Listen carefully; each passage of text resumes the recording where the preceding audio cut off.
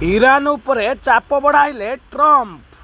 ବୁଧବାର ସୁଦ୍ଧା ଚୁକ୍ତି ନହେଲେ ବୋମା ବର୍ଷା।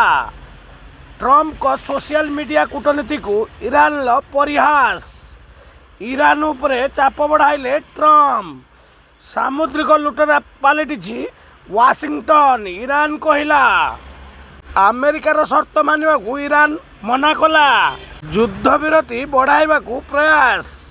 ଆମେରିକା ଇରାନ ମଧ୍ୟରେ ଦ୍ୱିତୀୟ ପର୍ଯ୍ୟାୟ ଆଲୋଚନା ପାଇଁ ପ୍ରସ୍ତୁତି। ଚ୍ୟାନେଲକୁ ସବସ୍କ୍ରାଇବ କରିବେ, ଲାଇକ୍ କରିବେ, କମେଣ୍ଟ କରିବେ, ନୂଆ ଆସିଥିଲେ ବେଲ୍ ଆଇକନ୍ଟିକୁ ବଜାଇ ଦେବେ। ହରମୁଜ ପ୍ରଣାଳୀ ଇରାନ ପୁଣି ଥରେ ବନ୍ଦ କରିଦେଇଛି। ଆମେରିକା କହିଲା ବୁଧବାର ସୁଦ୍ଧା ଚୁକ୍ତି ନହେଲେ ବୋମା ବର୍ଷା କରିବୁ ଇରାନ ଉପରେ। ବିଶ୍ୱର ଗୁରୁତ୍ୱପୂର୍ଣ୍ଣ ଜଳ ପରିବହନ ମାର୍ଗ ହରମୁଜ ପ୍ରଣାଳୀ ଆଜି ପୁଣି ଥରେ ସଙ୍କଟରେ ପଡ଼ିଛି।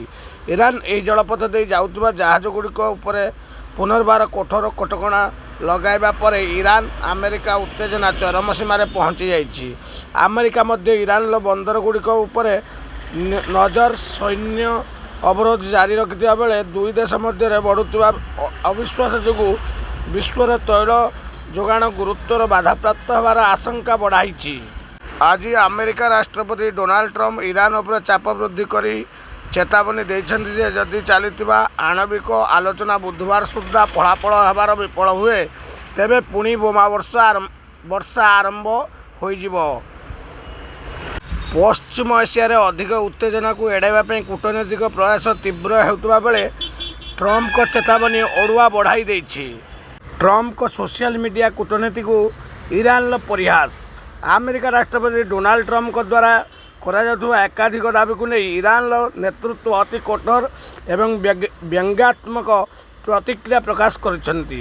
ପାରସ୍ୟ ଉପସାଗରୀୟ ସଙ୍କଟକୁ ନେଇ ଟ୍ରମ୍ପ ଦେଇଥିବା ବିଭିନ୍ନ ବିବୃତ୍ତି ପରେ ଇରାନ ପକ୍ଷରୁ ତାଙ୍କୁ ନିଜର ଫୋନ୍ ବନ୍ଦ କରିବା ଏବଂ ଇସ୍ରାଏଲ ପ୍ରଧାନମନ୍ତ୍ରୀ ବେଞ୍ଜାମିନ ନେତାନ୍ୟାହୁଙ୍କୁ ବ୍ଲକ୍ କରିବା ପାଇଁ ପରାମର୍ଶ ଦିଆଯାଇଛି। ଯୁଦ୍ଧବିରତି ବଢ଼ାଇବାକୁ ପ୍ରୟାସ। ଆମେରିକା ଇରାନ ମଧ୍ୟରେ ଦ୍ୱିତୀୟ ପର୍ଯ୍ୟାୟ ଆଲୋଚନା ପାଇଁ ପ୍ରସ୍ତୁତି। ପଶ୍ଚିମ ଏସିଆରେ ବଢ଼ୁଥିବା ଉତ୍ତେଜନାକୁ ପ୍ରଶମିତ କରିବା ପାଇଁ ଆଉ ଏକ ବଡ଼ ଧରଣର କୂଟନୈତିକ ପ୍ରୟାସ ଆରମ୍ଭ ହୋଇଛି।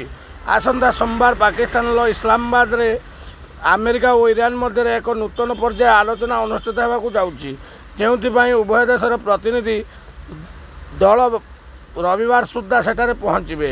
ଏହି ଆଲୋଚନା ଉପରେ ସମଗ୍ର ବିଶ୍ୱର ନଜର ରହିଛି, କାରଣ ଏହା ମାଧ୍ୟମରେ ଇରାନର ପରମାଣୁ କାର୍ଯ୍ୟକ୍ରମ ଓ ଆଞ୍ଚଳିକ ଶତ୍ରୁତାର ସମାଧାନ ପାଇଁ ଲକ୍ଷ୍ୟ ରଖାଯାଇଛି। ଚ୍ୟାନେଲକୁ ସବସ୍କ୍ରାଇବ କରିବେ, ଲାଇକ୍ କରିବେ, କମେଣ୍ଟ କରିବେ, ନୂଆ ଆସିଥିଲେ ବେଲ୍ ଆଇକନ୍ଟିକୁ ବଜାଇ ଦେବେ। ଜୟ ଜଗନ୍ନାଥ, ଜୟ ଜଗନ୍ନାଥ, ଜୟ ଜଗନ୍ନାଥ।